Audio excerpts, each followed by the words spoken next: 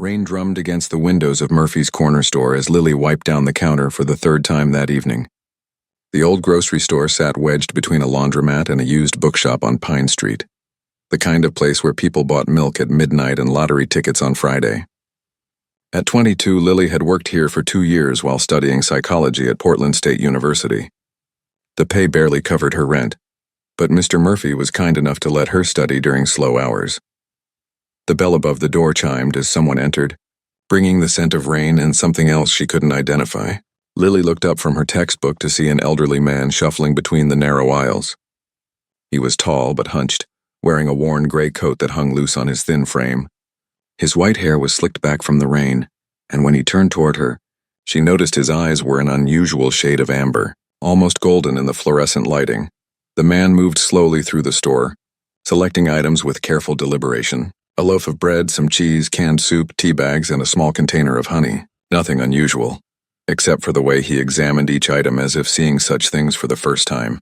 His long fingers traced the labels with an odd reverence, and occasionally he would pause to simply stare at something ordinary like a box of crackers. When he approached the counter, Lily noticed his hands were covered in what looked like old burn scars, creating intricate patterns across his skin. His movements were precise but somehow ancient, as if each gesture carried the weight of centuries. He placed his items on the counter without speaking, watching her with those strange golden eyes. "Good evening," Lily said with a smile, scanning the first item. "Nasty weather out there tonight." The man tilted his head slightly, studying her face. "Indeed. The rain carries memories." His voice was deep and resonant, with an accent she couldn't place. Each word seemed carefully chosen, as if English wasn't his first language, though he spoke it perfectly. As Lily rang up his groceries, she found herself stealing glances at him. There was something about his presence that filled the small store, making the space feel both larger and smaller at the same time. His amber eyes never left her face, and she had the strange sensation that he was reading something written there that she couldn't see. "That'll be $47.38, she said, bagging his items. The old man reached into his coat and produced a card that looked unlike any credit or debit card she'd ever seen. It was made of some kind of dark metal with symbols etched across its surface that seemed to shift in the light. He inserted it into the card reader, but after a moment, the machine beeped with an error message. "I'm sorry," Lily said, trying the card again. "It's not going through. Do you have another form of payment?" The man stared at the card reader as if it had personally offended him. He tried the card once more, then examined it with a frown that suggested this was an entirely new experience. "It appears," he said slowly, "that I have encountered a difficulty." Lily watched as he searched through his pockets, finding nothing but lint and what looked like a small, iridescent stone. The confusion on his face was so genuine that she felt a pang of sympathy. She'd seen this before, people who found themselves short of money for basic necessities, too proud to ask for help. Without thinking, she reached for her own wallet. "Don't worry about it," she said, pulling out her debit card. "I've got this." The man's golden eyes widened. "You would pay for my sustenance?" "It's just groceries," Lily said, running her card through the machine. "Everyone needs to eat, but you do not know me." Lily shrugged, entering her PIN. "Doesn't matter. We're all just trying to get by, right? Sometimes we need a little help." The transaction went through and she handed him the receipt along with his bags. The old man stood there for a long moment, staring at the receipt as if it contained the secrets of the universe. When he looked up at her again, his expression had changed completely. The confusion was gone, replaced by something that looked almost like wonder.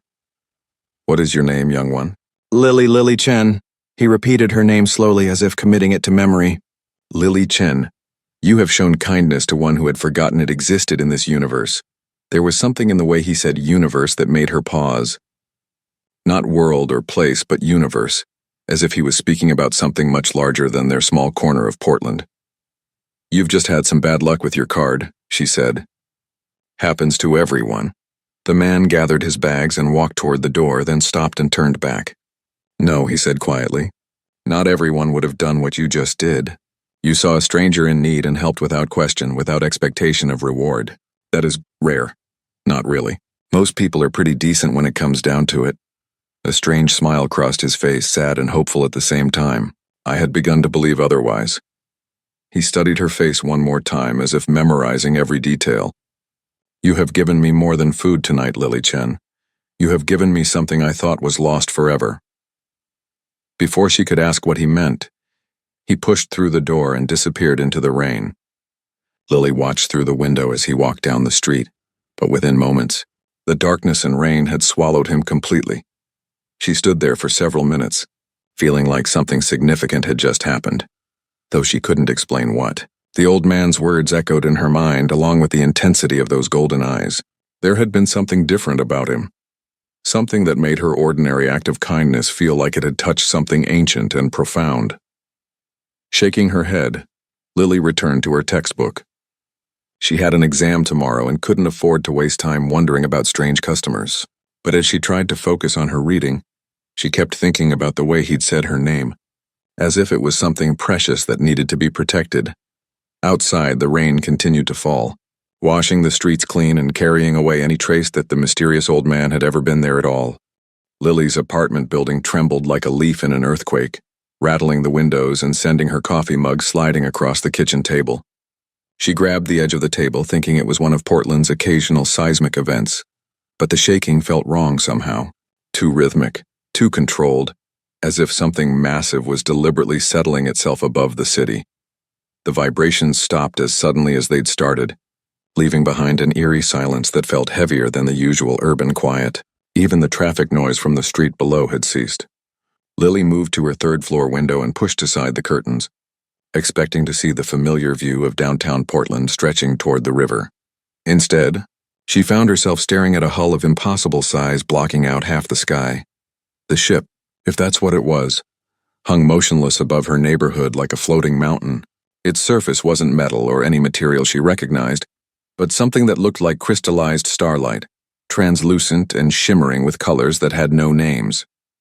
Patterns of light pulsed through its structure like a slow heartbeat, and the air around it seemed to bend and twist in ways that made her eyes water.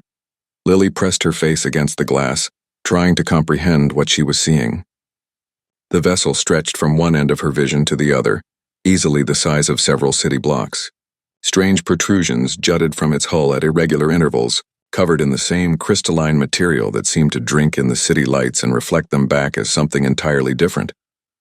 Her phone buzzed frantically on the table behind her. Emergency alerts flooded the screen faster than she could read them. "Seek immediate shelter, unknown aircraft over Portland. This is not a drill."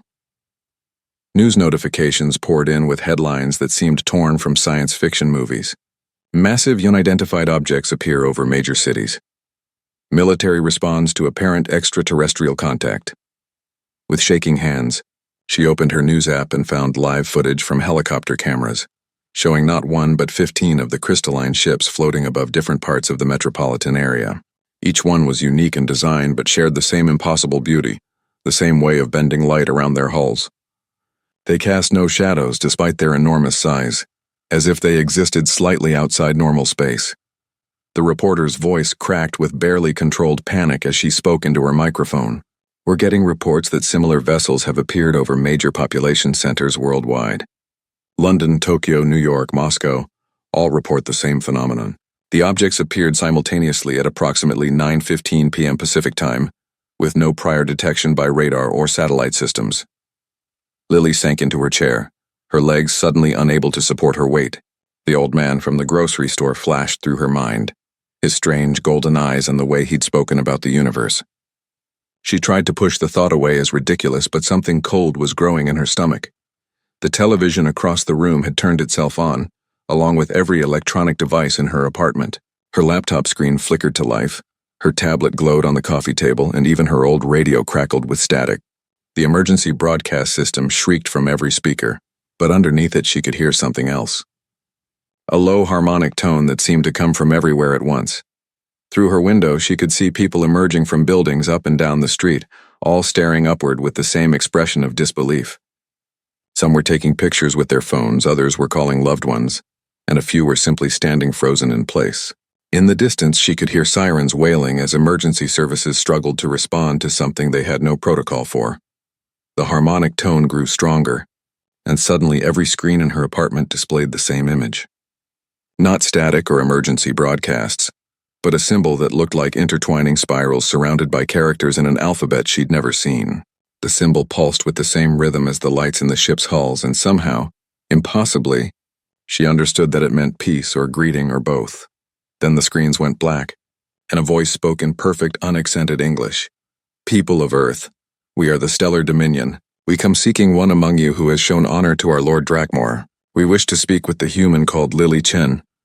The silence that followed felt like the entire world holding its breath. Lily stared at the blank screen, certain she'd misheard. Her name couldn't have just been broadcast to the planet by alien visitors.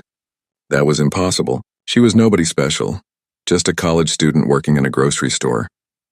But even as she tried to deny it, she remembered the old man's strange card, his unusual way of speaking, those amber eyes that seemed to hold depths she couldn't fathom, the way he'd looked at her when she paid for his groceries, as if she'd done something miraculous instead of ordinary. Her phone rang, startling her so badly she nearly dropped it. The caller ID showed her mother's number. "Lily, are you okay? Are you somewhere safe?" Her mother's voice was high with panic. "They're saying on the news that aliens are looking for someone with your name. It can't be you, right? There must be thousands of people named Lily Chen." "I'm fine, Mom," Lily managed, though her voice sounded strange to her own ears. "I'm at home. I'm safe. Good, stay inside and keep your doors locked. The military is setting up roadblocks everywhere. They're saying not to approach the ships or try to communicate with them." Her mother paused. "Lily, you haven't had any strange encounters lately, have you? Anyone unusual asking about you?" Before Lily could answer, she heard vehicles roaring up the street below. Through her window, she watched as black SUVs and military trucks surrounded her apartment building. Soldiers in combat gear poured out of the vehicles, taking positions around every entrance. Behind them came vans with satellite dishes and official-looking people in suits carrying briefcases.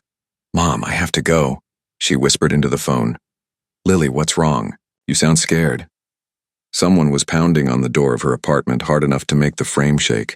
An authoritative voice called out, "Miss Chen, this is Agent Rodriguez with the Department of Defense. We need to speak with you immediately. Please open the door." Lily looked from the door to the window, where the impossible ship continued to float in defiance of everything she thought she knew about the world. The pulsing lights in its hull seemed to be waiting for something, and with a growing sense of unreality, she realized they might be waiting for her. The pounding on the door grew more insistent. "Miss Chen, we know you're in there. This is a matter of national security. We're here to help you." She ended the call and walked slowly toward the door, each step feeling like she was crossing into a different world. When she reached for the doorknob, her hand was steady despite everything. Whatever was happening, whatever the old man had been, her simple act of kindness had somehow pulled Earth into something much larger than she'd ever imagined. The crystalline ship above continued its patient vigil, beautiful and alien against the night sky, waiting for her decision. Agent Rodriguez turned out to be a woman in her 40s with steel-gray hair and eyes that missed nothing. She entered Lily's apartment, followed by a small army of officials, each more serious-looking than the last. They filled her tiny living space with their presence, turning her safe haven into something that felt like a command center. "Ms. Chen," Agent Rodriguez said, settling into Lily's kitchen chair as if she belonged there. "I'm going to ask you some questions, and I need you to answer them honestly. The fate of this first contact situation may depend on your cooperation." Lily sat on her couch, surrounded by men and women in expensive suits who were setting up equipment she didn't recognize. Laptops opened, devices beeped to life, and someone was installing what looked like a small satellite dish on her fire escape. Through it all, the massive ship continued to hover outside her window, its crystalline hull casting strange patterns of light across her walls. "First contact situation," Lily repeated, still struggling to accept that this was really happening. "As of 37 minutes ago, humanity made contact with an extraterrestrial civilization," Agent Rodriguez said matter-of-factly. 15 ships appeared simultaneously over major population centers worldwide. "They've made no aggressive moves, but they've made one specific demand. They want to speak with you." A man in a Navy uniform leaned forward. "Ms. Chen, have you had any unusual encounters in the past few days? Anyone asking strange questions, behaving oddly, or seeming out of place?" The memory of the old man flooded back with perfect clarity. His golden eyes, the way he'd examined ordinary grocery items like they were alien artifacts, his strange card that wouldn't work in any earthly machine. The reverence in his voice when he'd thanked her for paying his bill. There was someone, she said slowly, last night at the grocery store where I work. An elderly man. He couldn't pay for his groceries, so I covered it for him. The officials exchanged glances loaded with meaning. Agent Rodriguez pulled out a tablet and began typing rapidly. Describe him in detail. Everything you remember. Lily closed her eyes, bringing back every moment of the encounter. Tall, maybe 6'2" or 6'3", but hunched over. Very thin, like he hadn't been eating well. White hair slicked back from the rain. Wearing an old gray coat. She paused, remembering the most striking feature. His eyes were amber, almost gold. And his hands had these scars that looked like burn marks, but in patterns like they were decorative. What did he buy? This from a woman who'd introduced herself as Dr. Sarah Park from the CDC. Basic stuff. Bread, cheese, soup, tea, honey. Maybe $47 worth. Lily looked around at the assembled officials. Why, who do you think he was? Instead of answering, Agent Rodriguez held up her tablet showing a rough sketch based on Lily's description. Does this look accurate? The drawing was surprisingly good, capturing the old man's gaunt features and those unforgettable eyes. That's him. But I don't understand what this has to do with the ships. A new voice spoke from the corner of the room. Because, Ms. Chen, we believe that man was not human. Everyone turned to look at a tall, thin man in a black suit who'd been quietly observing from beside her bookshelf. He had the kind of face that seemed designed to be forgettable, except for his eyes, which were sharp with intelligence. Dr. Michael Torres, xenobiology consultant, he introduced himself. Based on your description and the timing of events, we believe you encountered an alien reconnaissance operative. The question is why they chose to make contact with you specifically. I didn't make contact with anyone, Lily protested. I just paid for his groceries. That's it. That's all I did, but why? Dr. Torres moved closer, studying her face intently. You'd never seen this individual before. He clearly had nothing to offer you in return. From a purely rational standpoint, why would you spend your own money on a stranger? The question caught Lily off guard. She'd never really thought about it in those terms. Because he needed help. Because it was the right thing to do. The right thing according to whom? What moral framework were you operating under? Lily stared at him, feeling like she was being dissected. I don't know what you mean. He was hungry, I had money, so I helped him. That's what people do.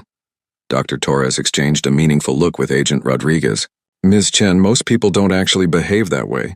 Studies show that the majority of individuals, when faced with a stranger's need, will find reasons to avoid getting involved. Self-preservation, resource conservation, distrust of unfamiliar people. Your response was statistically unusual. Before Lily could respond, every device in the room began to emit the same harmonic tone they'd heard earlier. The screens flickered and once again displayed the symbol of intertwining spirals.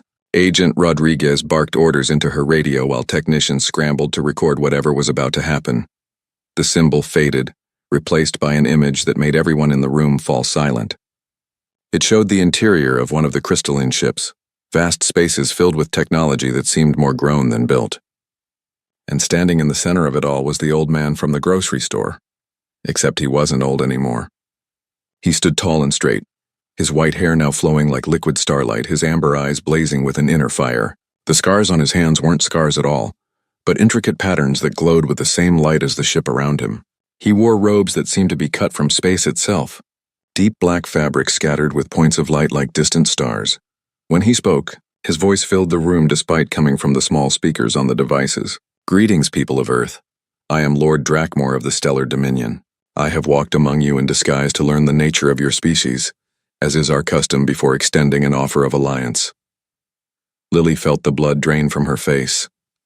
The strange old man who couldn't work a credit card reader was an alien lord commanding a fleet of starships. I had nearly concluded that your species was driven primarily by self-interest and acquisition of resources.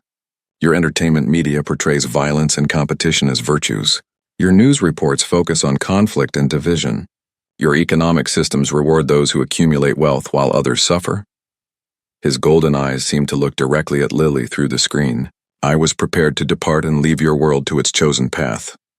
But then, he continued, I encountered one among you who demonstrated something I had not seen in my travels across the galaxy. True kindness without expectation of reward. Compassion extended to a stranger without question or hesitation. In that moment, Lily Chen showed me that humanity possesses something rare and precious in this universe. Agent Rodriguez leaned forward. What is it you want from us? To extend an invitation, Drakmore replied. The stellar dominion spans thousands of worlds, each member species contributing their unique strengths to our collective prosperity. Humanity would be welcomed if you choose to join us, but such a decision requires a representative who truly embodies your species' potential for good. The image zoomed in on Drakmore's face, those impossible eyes seeming to look directly at Lily. I invite Lily Chen to come aboard our flagship as Earth's ambassador. If she agrees, formal negotiations will begin. If not, we will respect your choice and depart. But understand this, the opportunity may not come again. The transmission ended, leaving the room in stunned silence. Lily felt every eye in the room turn to her, the weight of an impossible choice settling on her shoulders. A few hours ago, her biggest concern had been passing her psychology exam. Now she was being asked to represent all of humanity to an alien civilization. Ms. Chen, Agent Rodriguez said quietly, I think we need to talk. The war room in the underground facility beneath NORAD hummed with activity as screens displayed data streams from around the globe. Lily sat at a conference table surrounded by the highest-ranking military officials, diplomats, and scientists that Earth could assemble on short notice. She felt like a child who'd accidentally wandered into a meeting of world leaders, which wasn't far from the truth. General Patricia Hamilton, chairman of the Joint Chiefs, stood before a massive screen showing tactical information about the alien fleet. What we know so far, she began, is that these ships represent technology at least 1,000 years beyond our current capabilities.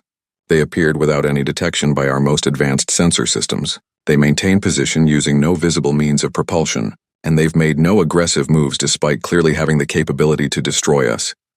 Dr. Torres added his analysis from the other end of the table. Based on energy readings, each ship could level a major city with ease. Instead, they're using their power to maintain what appears to be some kind of diplomatic holding pattern. This suggests a civilization with extremely advanced conflict resolution protocols. Or they're playing with us, growled Admiral James Burke, letting us know how outmatched we are before making their real demands, Agent. Rodriguez activated a new display, showing intercepted communications between the ships. Actually, Admiral, we've been monitoring their internal communications for the past 6 hours. Most of it is in languages our computers can't even begin to translate. But we've detected something interesting. She highlighted specific transmission patterns. They're not talking to each other like a military fleet. The communication patterns suggest a formal court proceeding. A court? Lily spoke for the first time in an hour. What kind of court? Unknown. But the ship that contacted you appears to be serving as a kind of judge or arbitrator. The others are presenting arguments in what seems to be a highly ritualized format. Agent Rodriguez turned to face Lily directly. Ms. Chen, we need to know everything about your interaction with their representative. Every word, every gesture, every detail you can remember.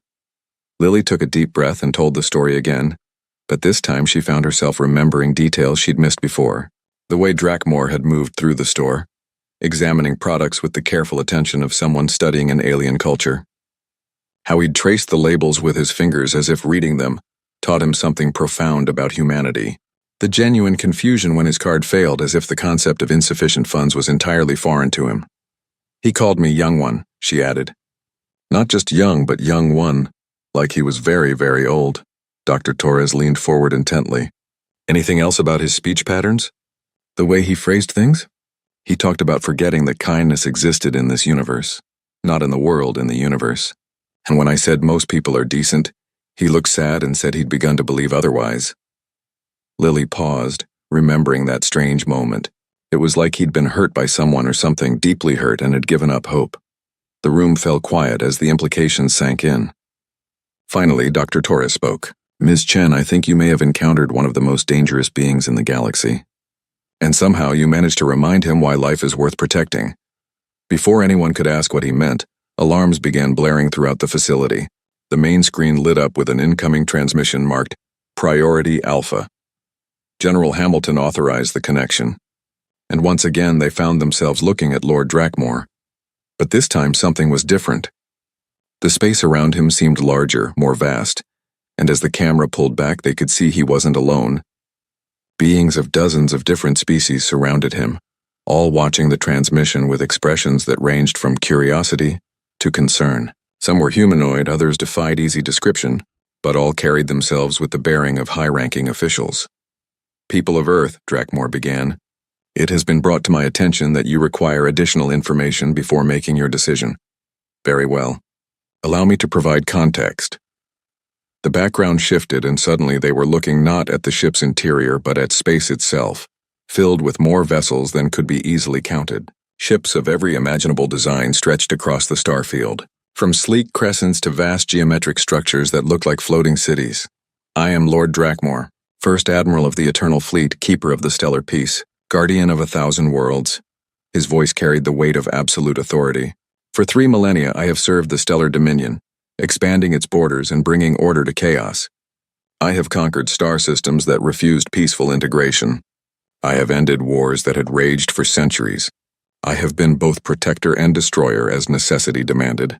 The image shifted again, showing battles between fleets so vast they dimmed stars, worlds transforming from barren rock to garden paradises, beings of countless species working together in impossible harmony. But conquest, even righteous conquest, leaves scars on the soul. With each victory, each necessary act of violence, I grew more distant from the reasons we fight. The protection of life, the nurturing of potential, the celebration of what makes each species unique and valuable. Drakmor's golden eyes seemed to look directly through the screen at Lily. I began to see only the darkness in sentient beings, their capacity for cruelty, their willingness to sacrifice others for personal gain, their fear of anything different from themselves. The assembled alien officials nodded solemnly, clearly understanding the burden their leader carried. When we detected your species, I expected more of the same. Your planet is divided into competing nations. Your people wage war over resources and ideology, your strongest prey upon your weakest. The image showed Earth from space, beautiful and blue but scarred with the lights of cities and the smoke of industry. I took human form and walked among you, seeking confirmation that you were another species driven by selfishness and fear. Lily felt tears forming in her eyes as she began to understand what her simple act of kindness had meant to this ancient being. In market after market, I observed your people. I saw them ignore those in need, step over those who had fallen, choose personal comfort over communal good. I was preparing to recommend that Earth be left to develop in isolation until you either destroyed yourselves or learned wisdom through suffering. Drakmor's voice grew softer. Then I encountered Lily Chen. The transmission focused on his face, and Lily could see something in those golden eyes that hadn't been there before. Hope, fragile but real. She saw a stranger who needed help and helped without question. No calculation of personal benefit, no demand for recognition or reward. She simply acted with compassion because it was the right thing to do. He paused, and when he continued, his voice carried a weight of emotion that made the air seem heavier. In that moment, she reminded me of something I had forgotten in 3,000 years of war and conquest. She reminded me why life is precious, why beings are worth protecting, why love is stronger than fear. General Hamilton cleared her throat. Lord Drakmor, what exactly are you proposing? The Stellar Dominion operates on a principle of voluntary membership. We extend invitations to species that demonstrate potential for growth and contribution to our collective prosperity. Earth has that potential as proven by individuals like Lily Chen. But the decision must be freely made, and it must be represented by someone who embodies your species' highest virtues. The camera pulled back to show the vast assembly of beings surrounding Drakmor. The High Council has reviewed the evidence of humanity's potential. They have agreed to extend an invitation, but only if Lily Chen serves as your initial ambassador. She alone has demonstrated the qualities we value most in our member species. Admiral Burke leaned forward aggressively. And if we refuse? If we choose our own representatives? Drakmor's expression didn't change, but somehow the temperature in the room seemed to drop. Then you will have chosen, and we will respect that choice. The Stellar Dominion does not force membership upon unwilling species. We will depart and leave you to your own path. For how long? Dr. Torres asked quietly. Until you develop faster-than-light travel and seek us out among the stars, or until you no longer exist to make that choice. Drakmor's meaning was clear without being threatening. They would have one chance, and this was it. The transmission ended, leaving the room in heavy silence. Lily looked around at the faces of Earth's most powerful people, all of them looking back at her with expressions ranging from hope to desperation to barely concealed panic. She was nobody special, just a college student who'd helped a stranger buy groceries. But somehow that simple act had caught the attention of beings who commanded fleets of starships and held the fate of worlds in their hands. Now they were asking her to speak for all of humanity, to make decisions that would echo through history. The weight of it should have crushed her, but instead she found herself thinking about the old man's eyes when she'd paid for his food. The surprise, the gratitude, the sudden rekindling of something that had been lost. Maybe that was all anyone could really do. Show kindness when the opportunity arose and hope it mattered to someone who needed it. The question was whether she was brave enough to bet Earth's future on that simple philosophy. The secure conference room felt smaller than it had hours earlier, despite holding the same number of people. President Martinez had arrived from Washington along with the Secretary of State and the UN Secretary General, turning the gathering into an impromptu council for the future of human civilization. Lily sat at the head of the table, still wearing the jeans and sweater she'd put on that morning when her biggest concern was a psychology exam. The technological assessment is staggering, Dr. Elizabeth Chen, the president's science advisor, was saying as she gestured to holographic displays floating above the table. Based on what we've observed from their ships alone, the Stellar Dominion has mastered technologies we're only beginning to theorize about. Faster than light travel, matter manipulation at the molecular level, energy sources that appear to draw power from space itself. Secretary of State Williams leaned forward. What are they offering specifically? We know they want Lily as an ambassador, but what does Earth get in return? Agent Rodriguez activated a new set of displays showing data collected from diplomatic channels. According to their communications, membership in the Stellar Dominion includes access to their entire technological database, protection from hostile species they've encountered in their expansion, and participation in what they call the Great Work. Which is? President Martinez asked. Unknown. They've been deliberately vague about that aspect. But based on energy signatures we've detected from their home worlds, it appears to involve large-scale manipulation of stellar phenomena. We're talking about beings who can move stars, create artificial solar systems, possibly even influence the structure of space-time itself. General Hamilton brought up tactical displays showing the alien fleet formations. From a military standpoint, their protection would be invaluable. Our deep space monitoring stations have detected at least 17 potentially hostile civilizations within 100 light-years of Earth. We're like a medieval village that's just discovered it's surrounded by industrial nations, some of which have nuclear weapons. But there's a catch, Dr. Torres interjected, his voice heavy with concern. Everything we've learned about the Stellar Dominion suggests they don't just invite species to join. They transform them. Member species undergo what they call evolutionary acceleration, which appears to involve genetic, psychological, and cultural modifications to optimize them for their role in the collective. The room fell silent as the implications sank in. Lily felt a chill run down her spine. What kind of modifications? We don't know, but based on analysis of the different species we've observed in their transmissions, each one has been altered to fulfill specific functions within their civilization. Some appear to be optimized for scientific research, others for manufacturing, others for what might be diplomatic or administrative roles. Dr. Torres pulled up comparative images. They're not enslaved, but they're not entirely the same species they started as either. President Martinez turned to face Lily directly. Ms. Chen, I need to ask you something, and I need you to be completely honest. Are you prepared to potentially sacrifice your humanity for the future of our species? The question hit Lily like a physical blow. She'd been thinking about representing Earth, about speaking for humanity's interests, but she hadn't fully grasped that accepting might mean she would no longer be entirely human herself. Before she could answer, the harmonic tone filled the room again, and the displays activated to show Lord Drakmore. But this time he wasn't alone. Standing beside him was a being that made everyone in the room catch their breath. She had once been human. That much was clear from her basic structure. But she had been transformed into something magnificent and terrifying. Her skin had a pearl-like luminescence. Her eyes were pools of liquid starlight, and her hair moved as if floating in water despite the apparent absence of gravity. When she spoke, her voice carried harmonics that made the air itself seem to sing. Greetings, people of Earth. I am Ambassador Vera, formerly of the world you call Kepler 442b. I serve as the Dominion's representative for species undergoing integration. Lily stared at the transformed woman, trying to imagine herself changed in such fundamental ways. I understand your concerns about the nature of Dominion membership, Vera continued. Allow me to address them directly. The evolutionary acceleration process is not forced transformation, but guided evolution, helping each species reach its fullest potential. I was once much like your Ms. Chen, a simple individual who showed compassion to a Dominion scout. The changes I underwent enhanced my natural empathy and communication abilities, allowing me to serve as a bridge between species. Dr. Torres leaned forward. What did you sacrifice? What did you lose in the process? Vera's expression became thoughtful. I lost my limitations. The fear that once paralyzed me when facing the unknown, the anger that clouded my judgment in difficult situations, the selfishness that made me prioritize my own comfort over the well-being of others.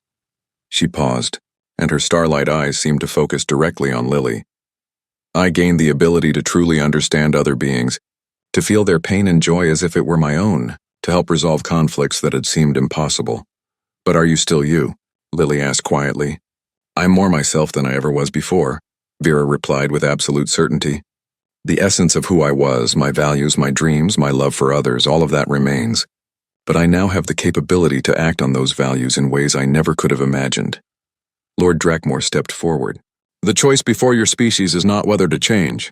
Change is inevitable for any civilization that wishes to survive in this galaxy. The question is whether you will guide your own evolution, or have it forced upon you by circumstance and conflict.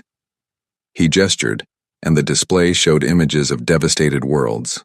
We have encountered 47 species that chose isolation over integration. Of those, 12 destroyed themselves through war or environmental collapse. 28 were conquered by hostile civilizations before developing adequate defenses.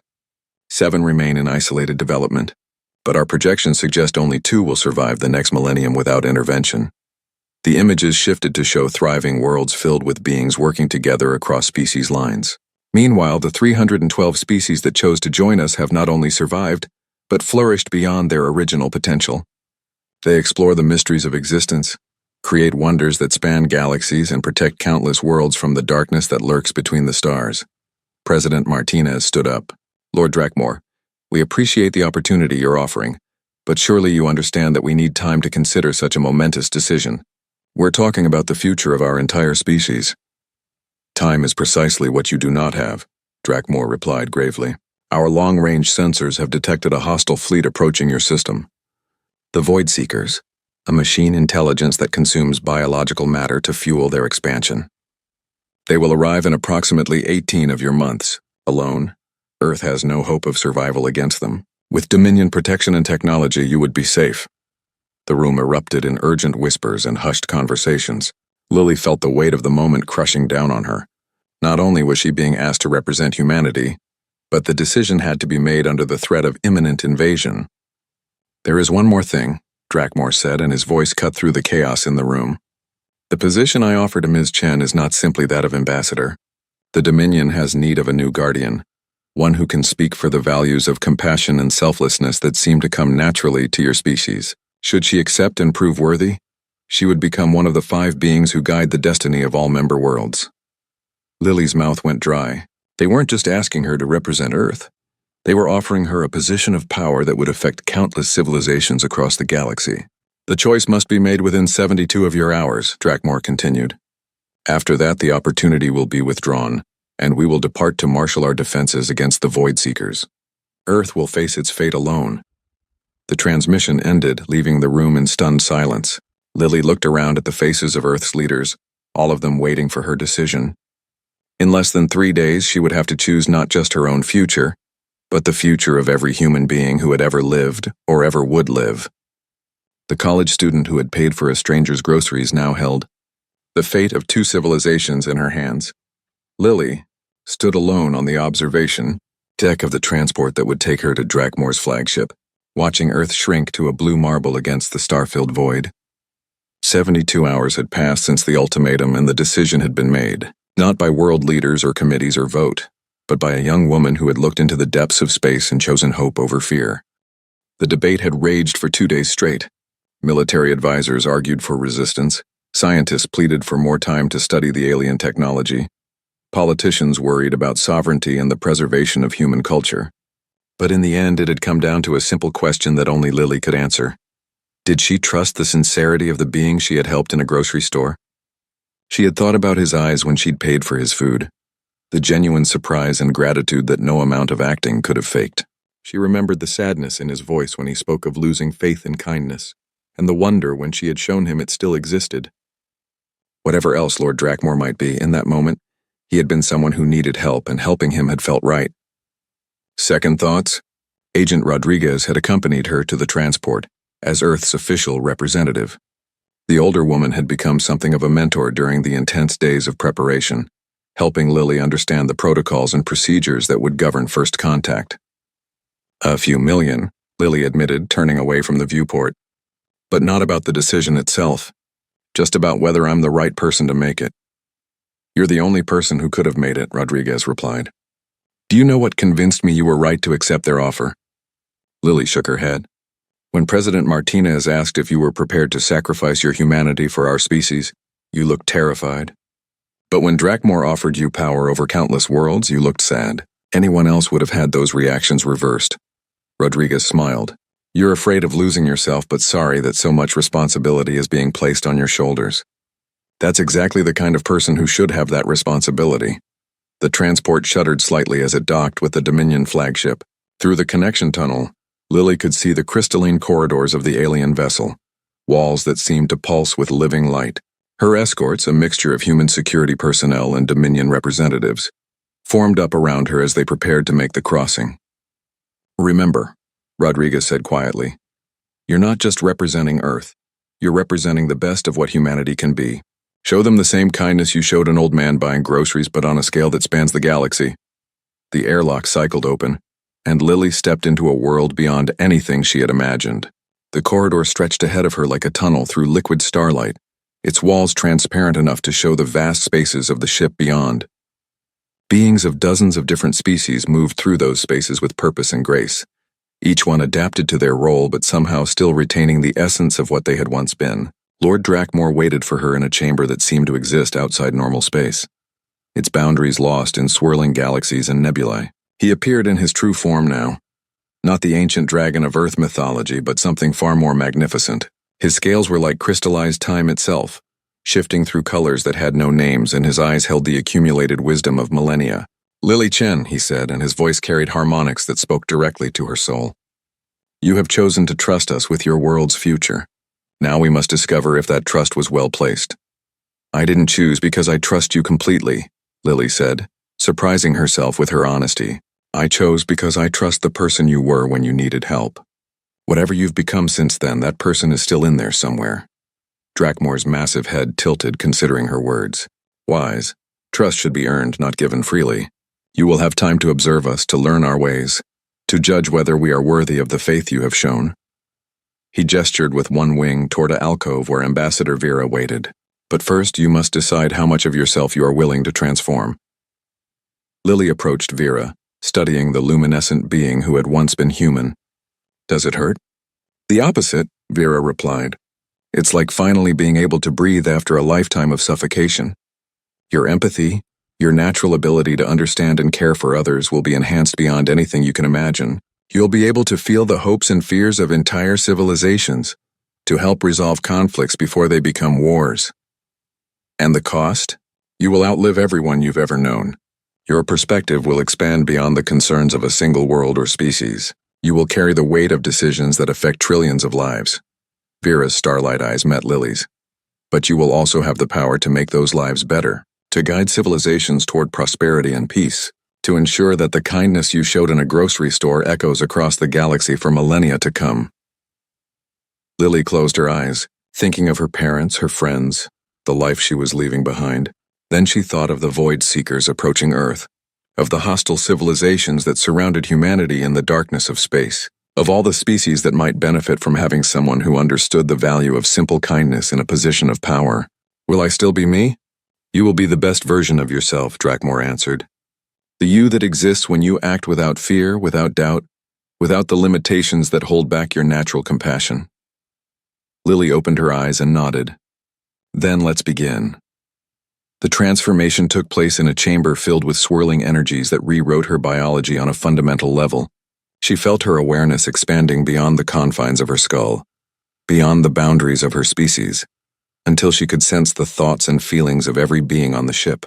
Instead of overwhelming her, it felt like coming home to a family she had never known she had. When it was over, she stood before a mirror that showed her new form. Her appearance hadn't changed as dramatically as Vera's, but her eyes now held flecks of gold that matched Drakmore's, and there was something in her expression that spoke of depths beyond her years. Most importantly, she felt the same essential self that had always driven her to help others, now amplified and given the tools to act on a cosmic scale.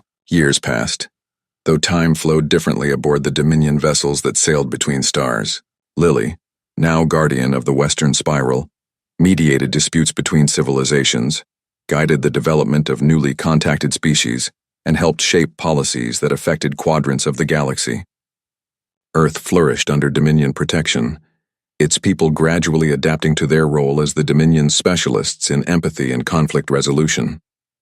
The Void Seekers came as predicted, but they found not a defenseless world but a strongly defended Dominion system. The machine intelligence that had consumed dozens of civilizations was turned back, its advanced fleets destroyed by technologies that turned their own weapons against them. Standing on the observation deck of her flagship, Guardian Lily Chen looked out at the spiral arm that was now under her protection. Millions of worlds spun in space before her, each one home to beings who lived and loved and hoped for better futures. She had kept her promise to show them the same kindness she had shown an old man in a grocery store, but on a scale that spanned light years. Drakmore joined her at the viewport, his ancient presence a comfort in the vastness of space. "Do you ever regret your choice?" he asked. Lily smiled, thinking of the girl she had been, working in a small store and worrying about college exams. "I regret that it took so long for us to find each other. How many species suffered because no one was there to show them kindness when they needed it most? And how many will be saved because you were willing to step forward when the moment came?" Drakmore replied, "The galaxy is a vast and often cruel place, but it is better for having guardians who remember that everyone, even ancient dragons, sometimes needs someone to help them buy groceries." In the distance, a new star was being born from the collision of cosmic dust and hope, its light destined to travel for eons before reaching the eyes of beings who would wonder at its beauty. Lily watched it ignite and thought about the simple truth that had brought her to this moment. Sometimes the most important thing you can do is help a stranger in need, because you never know when that stranger might hold the fate of worlds in their hands. The kindness that had started with $47.38 now protected trillions of lives across the galaxy, proving that compassion, like starlight, could travel any distance and illuminate even the darkest corners of the universe.